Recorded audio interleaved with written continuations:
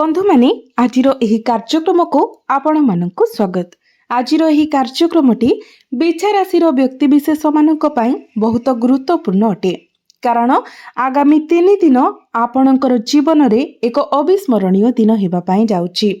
तेणु आगामी 3 दिनर गुरुत्व को कम आकलन करिबार भूल करंतु नाही।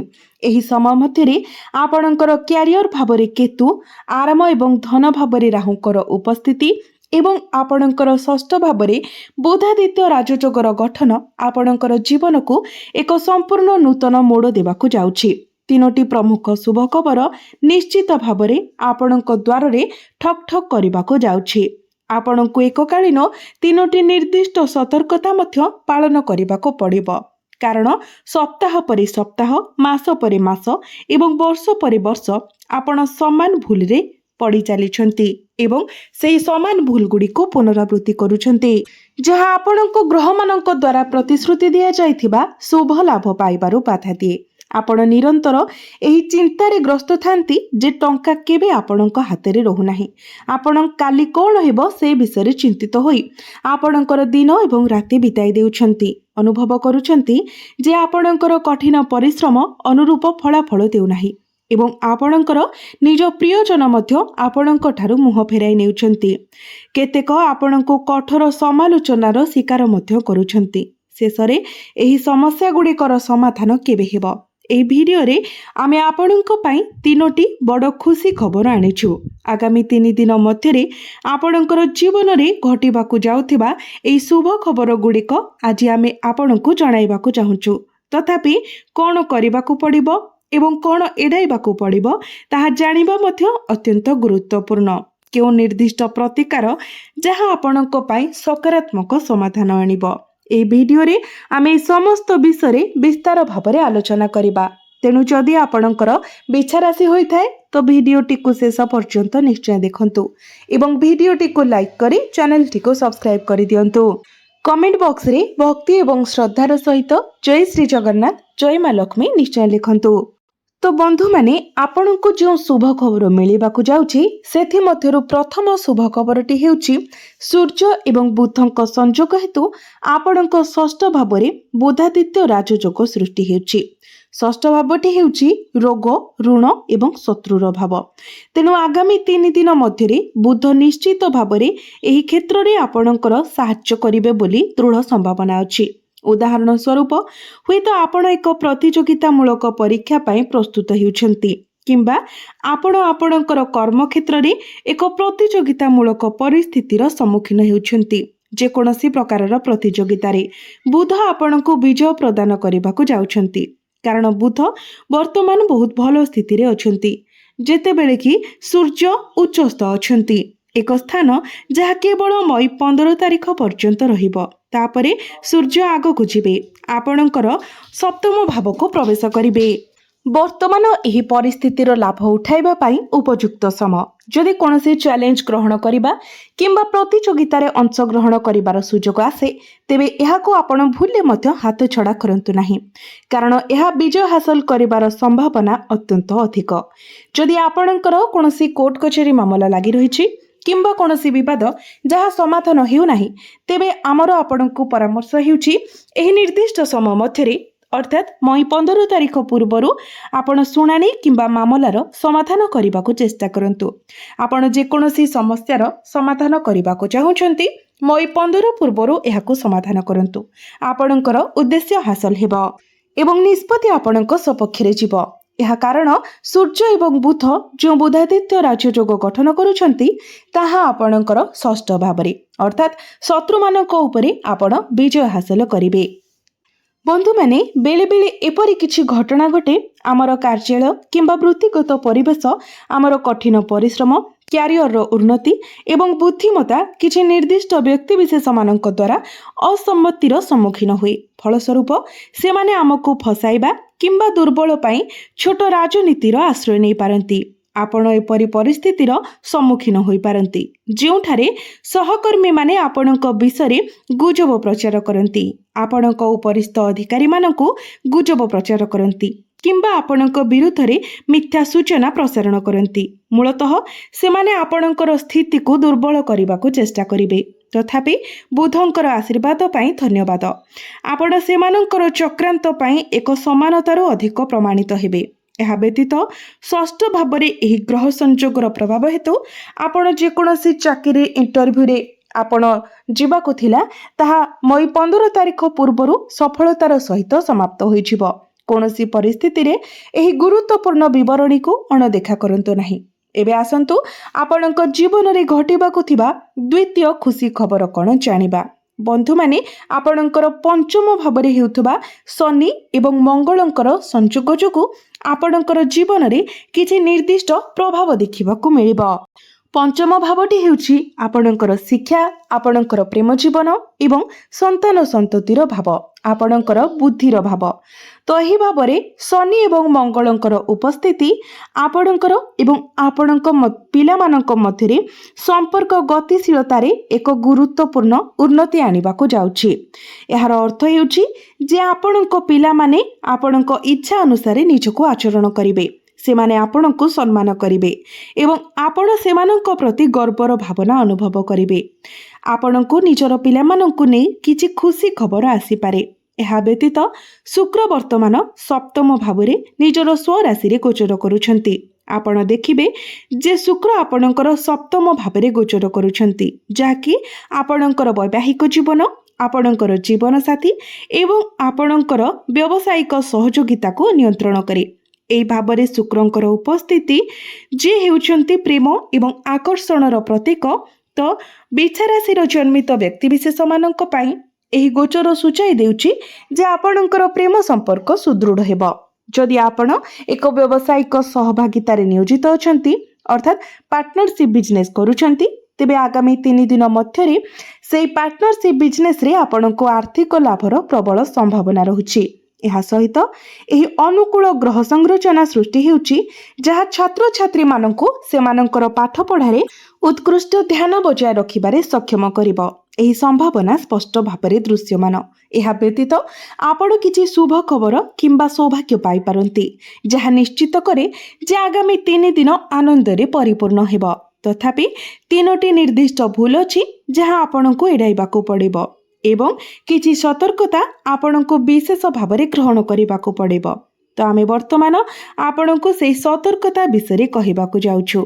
एहा सुनिबा परे आपणकर मनोबल वृद्धि पाइबो, आपणक मुहरे हस आसीबो एवं आपण निज भितरे जेकोसी आगामी चैलेंजर सम्मुखीन हेबार साहस पाइबे। तो बंधु माने एबे आमे जो सतर्कता कहिबाकू जाउछु दया करी ध्यान देई सुनंतु। तो प्रथम सतर्कता हेउछि राहुंक विषय जे वर्तमान आपणकर चतुर्थ भाव में गोचर करुछंती। चतुर्थ भावटी जहाँ आमर समस्त प्रकार भौतिक सुख एवं मांकर भाव अटे। तो बंधु माने एहार फलस्वरूप आपण अनुभव करि पारंती जे राहु आपणकर परिवार मध्यरे किछि भूल बुझामणा सृष्टि करुछंती। आपण अतीत रे देखिथिबे केतेक समय परिवार घनिष्ठ भाव में एकतारे रहिथिला एवं सब किछि सुरुखुरुरे चालुथिला, किंतु हठात एभली एक मंतव्य दियागला जे परिस्थिति संपूर्ण रूप से बदली गला। अशांति एवं विवाद बढ़िला। एही पर्याୟରେ राहु परिवार सदस्यଙ୍କ ମଧ୍ୟରେ एपरि भूल बुझामणा सृष्टि करबाको यथासंभव चेष्टा करिवे। एही समय आपणको अत्यंत सतर्क रहिबाको पड़िबो। मने रखिबाको पड़िबो जे केतेक समय आपणकर कथा एभली एक शक्ति पाई पारे जहा भल भावरे कहबा द्वारा अन्य व्यक्तिंकर हृदय जीति पारे एवं आपणकर उद्देश्य हासिल करिबारे आपणको सहाय्य करि पारे। विपरीत भावरे जदि सेही कथा कठोर किंबा असावधान हो जाए तेबे संपर्क क्षतिग्रस्त हेबा एवं जेकोसी भूल बुझामणा सृष्टि न हेबा पई आपणको सचेतन रहिबाको पड़िबो।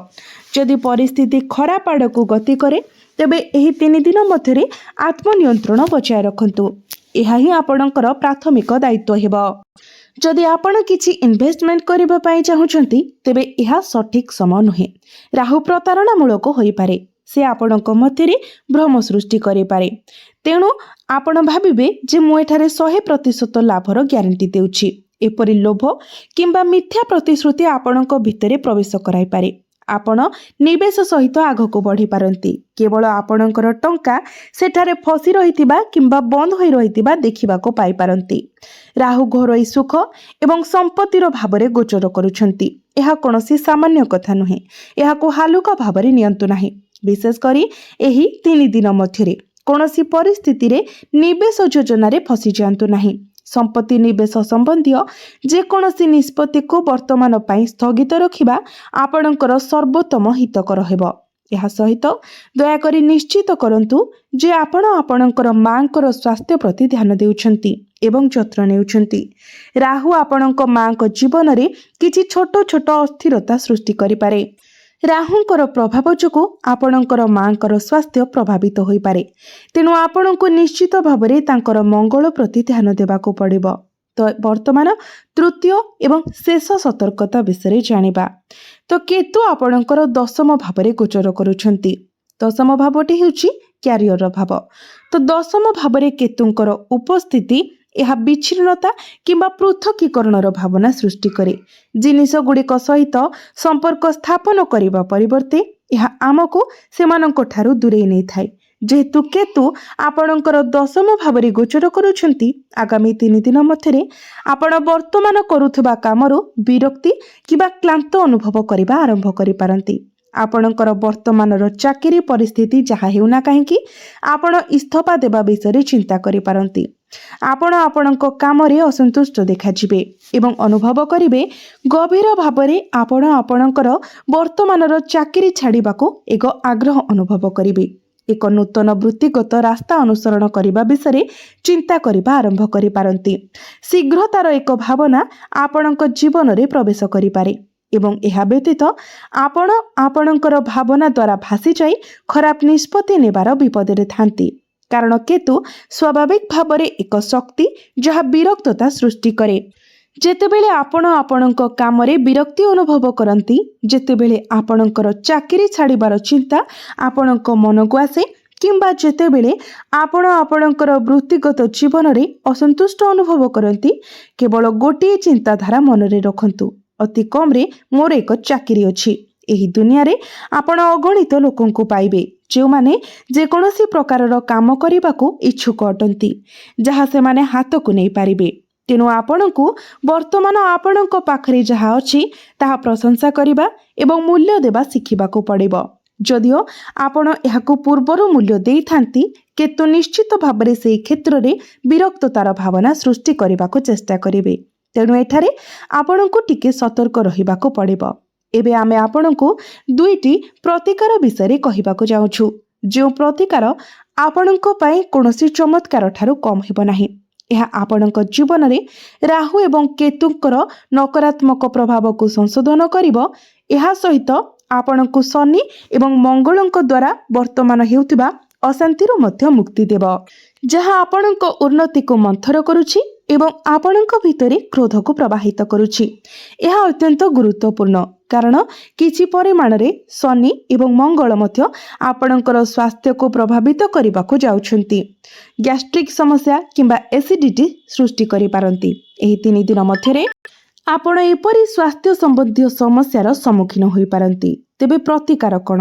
ମୁଁ ପ୍ରଥମ ପ୍ରତିକାର କହୁଛି।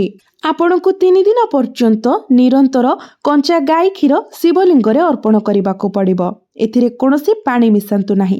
ସିଧାସଳଖ ଶୁଦ୍ଧ କଞ୍ଚା କ୍ଷୀର ଅର୍ପଣ କରନ୍ତୁ ଏବଂ ଆପଣ ବ୍ୟବହାର କରୁଥିବା ପାତ୍ରଟି ଯେମିତି ଷ୍ଟିଲର ନ ହୋଇଥାଏ ସେଥିପ୍ରତି ଧ୍ୟାନ ଦେବେ।